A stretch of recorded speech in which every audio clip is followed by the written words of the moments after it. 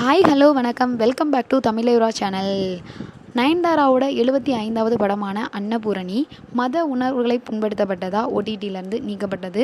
So அதில் என்னென்ன புண்படுத்தப்படுற காட்சிகள் இருக்குது, என்னென்ன கேஸ்லாம் போட்டாங்க, ஸோ யார் மேலாம் கேஸ் போட்டிருக்காங்க, அதுக்கு நயன்தாராவோட ரியாக்ஷன் என்ன அப்படின்றதான் இந்த வீடியோவில் நம்ம வந்து பார்க்க போகிறோம்.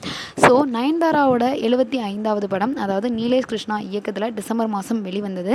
அதில் நயன்தாரா பார்த்திங்க அப்படின்னா ஹீரோயினாக பண்ணியிருந்தாங்க. ஜெய், சத்யராஜ் போன்ற பிரபலங்களும் இதில் வந்து நடிச்சிருந்தாங்க. ஆக்சுவலாக இந்த படத்தில் பார்த்திங்க அப்படின்னா இந்த படத்தோட மையக்கருத்து என்ன அப்படின்னா ஒரு பிராமண குடும்பத்தில் பிறந்த பெண் அவங்க சமையல் கலையில் ஆர்வத்தினால அசைவ உணவை சமைக்கிறது. அதாவது என்ன அப்படின்னா அந்த போட்டியில் ஒரு மாஸ்டர் செஃப் போட்டியில் ஜெயிக்கணும் அப்படின்னா அவங்க அசைவ உணவுகளையும் சமைச்சே ஆகணும் அப்படின்ற கட்டாயத்தில் அவங்க அசைவ உணவுகளை சமைக்க பழகிக்கிட்டதாகவும் அதை சாப்பிட்டதாகவும் மற்றும் சில கருத்துக்களால் என்ன அப்படின்னா இந்த படம் அமைஞ்சிருக்கு.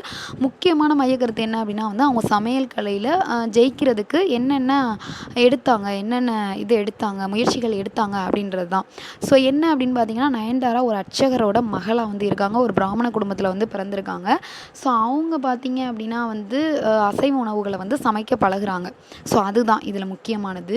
ஸோ இதனால் பார்த்தீங்க அப்படின்னா இது இந்து மத உணர்வுகளை புண்படுத்தப்பட்டதா நயன்தாரா அவங்களோட படக்குழுவினர் மேலே வட இந்தியாவில் பார்த்தீங்க அப்படின்னா கேஸ் கொடுத்துருக்காங்க. முக்கியமாக மகாராஷ்டிராவில் தானே அப்படின்ற டிஸ்ட்ரிக்டில் உள்ள ஒரு மிராபந்தர் அப்படின்ற நகரத்தில் உள்ள ஒரு 48 வயது ஒரு நபர் தான் இந்த கேஸை ஃபஸ்ட்டு கொடுத்துருக்காங்க. இது எதை வச்சு கொடுத்துருக்காருன்னு பார்த்தீங்கன்னா இந்துக்களோட உணர்வுகளை ஹர்ட் பண்ணுறதாகவும் லவ் ஜிஹாத், அதாவது ஊக்குவித்தல், அதாவது என்னென்னா ஒரு இந்து பெண், ஒரு பிராமண பெண் பார்த்தீங்க அப்படின்னா ஒரு முஸ்லீம் பையனை காதலிச்சு திருமணம் செய்கிறத ஊக்குவிக்கிறதாகவும் அவர் கேஸ் கொடுத்துருக்காரு. ஸோ நயன்தாரா அண்ட் ஒரு 8 மெம்பர் மேலே கேஸ் கொடுத்துருக்காரு. யார் யார் மேலே அப்படின்னு பார்த்தீங்கன்னா நயன்தாரா, ப்ரொடியூசர் ஐதீன் ஜேதி, R Ravindran, Puneet Goenka, Netflix head அதாவது மோனிகா ஜர்கில், ஜி ஸ்டூடியோஸ் ஜரிக் படேல், இவங்க மேலெலாம் என்ன பார்த்தீங்க அப்படின்னா கேஸ் கொடுத்துருக்காங்க. என்னென்ன கேஸ் அப்படின்னு பார்த்தீங்க அப்படின்னா 153A, அதாவது பகைமை உணர்வை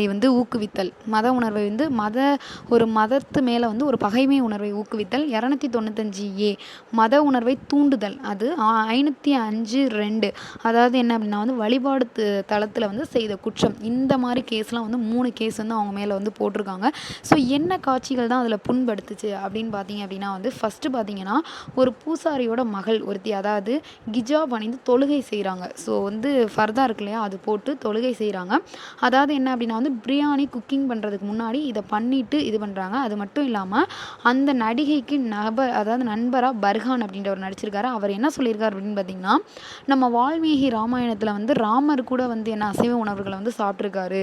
ஸோ அப்படின்ற மாதிரி ராமர் மேலே, அதாவது ராமரோட அந்த இதை புண்படுத்தினதாகவும் சொல்லியிருக்காங்க.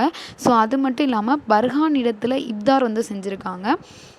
ஒரு பாட்டி அவங்களோட அப்பா, அவங்க 2 பேரும் கோவிலில் பூஜை செய்யும்போது இந்த சைடு அவங்களோட பொண்ணு நான்வெஜ் குக்கிங் செய்கிற சீன்ஸ் அடிக்கடி காட்டியிருக்காங்க. 7 தலைமுறையாக விஷ்ணுவுக்கு பணிவிடை செய்கிற ஒரு பெண் நான்வெஜ் சாப்பிட்றதா சொல்லியிருக்காங்க. ஸோ ஒரு இஸ்லாம் பொண்ணு அதாவது நமாஸ் தொழுகை செய்கிறது இருக்கு இல்லையா, ஸோ அந்த என்ன சொல்கிறது அப்படின்னா இந்த பொண்ணு ஒரு தொழுகை செஞ்சுருக்காங்க முன்னாடியே ஸோ இதுதான், அதாவது என்னென்னா ஒரு பூஜை செய்கிற குடும்பத்தில் பிறந்த ஒரு பெண் ஒரு தொழுகை செய்கிறதும் ஒரு முஸ்லீம் பையனை லவ் பண்ணுறதும், அது மட்டும் இல்லாமல் ராமரை வால்மீகி ராமாயணத்துலேயே அசைவம் சாப்பிட்டாரு, தப்பு இல்லை, நீ அசைவம் சாப்பிடு அப்படின்ற மாதிரி ஊக்குவிக்கிறதும் தான் இதில் புண்படுத்துகிற காட்சிகளாக அமைஞ்சிருக்கு. ஸோ இதில் பார்த்தீங்க அப்படின்னா நயன்தாரா இதுக்கு கொடுத்த ரியாக்ஷன் என்ன அப்படின்னா என்ன சொல்லியிருக்காங்க அப்படின்னா தணிக்கை குழுவோட சர்டிஃபிகேட்டின் படி தான் இது என்னாச்சு அப்படின்னா ஓடிடியில் ரிலீஸ் ஆச்சு, அதாவது நெட்ஃப்ளிக்ஸில் ரிலீஸ் ஆச்சு. அதுக்கப்புறம் பார்த்தீங்க அப்படின்னா கேஸ் போட்டதுக்கப்புறம் அதுலேருந்து ரிமூவ் பண்ணிட்டாங்க. ஸோ இதுவே நாங்கள் என்ன அப்படின்னா எக்ஸ்பெக்ட் பண்ணாதது தான். ஸோ நாங்கள் யாரோட மத உணர்வுகளை புண்படுத்தும் வகையிலையும் இதை நான் பண்ணலை. ஒரு நேர்மறையான எண்ணங்களையும் கருத்துக்களையும் விதைக்கணும் அப்படின்ற நோக்கத்தோடு தான் இந்த படத்தை நான் பண்ணேன். நானே பல கடவுளோட நம்பிக்கையோட பல என்ன சொல்கிறது வழிபாட்டு தலங்களுக்கு போகிறேன்னா இந்த கருத்தை வந்து மனசுக்குள்ளே வச்சுக்கிட்டு செயல்படுவேன். நான் வந்து செயல்பட மாட்டேன். கண்டிப்பாக வந்து நான் எனக்கே அறியாமல் வந்து நான் யார் மனசையும் வந்து ஹர்ட் பண்ணியிருக்கேன். மன உறுதியோட போராடினா தான் எதையும் சாதிக்கலாம் அப்படின்றத வச்சு தான் வந்து இந்த படம் வந்து எடுக்கப்பட்டது.